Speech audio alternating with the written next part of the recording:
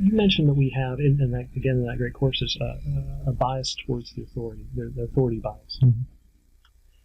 How does that play in what we just talked about? So it's a bit of a challenge. I mean, in some cases you want to do that. I mean, there may be cases where somebody really is the expert. If you're the person who is, I mean, just make up an example here, but if you're an engineer describing the environmental impact of some new housing development, you're talking to a city council, you are the expert. You know this, and the other people may not, and you don't want to simply argue from authority, but you should use your authority to describe things in a way that makes your position clear. And so there's a fine line between using authority and abusing authority, to be glib for a moment. I think what you want to do is often leave things implicit. So if I'm talking about the brain and I'm talking to an audience who are non-neuroscientists, it is probably a fact that I know more about the brain than anybody in the audience. They're not neuroscientists.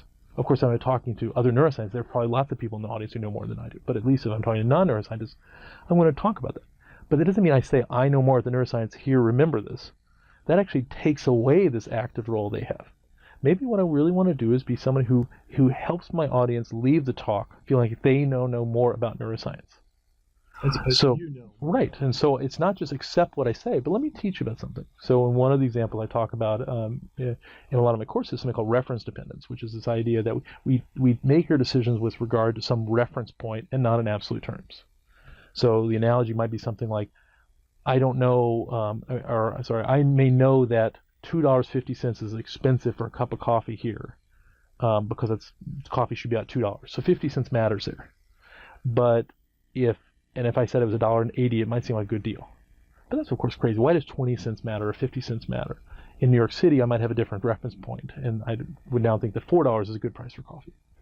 So I can adapt my decision-making not to an absolute value, but to some reference point, whether something's good or bad is relevant for that.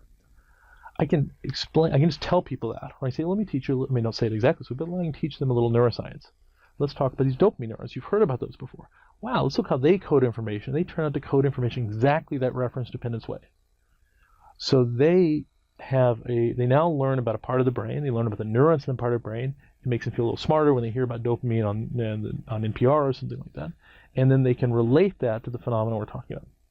So even though I'm the authority, then I could have told them how the world works. I've tried to give them a set of tools so that they could explain to their friends how the world works. I'm almost converting them into sort of like a little mini authority on that one fact.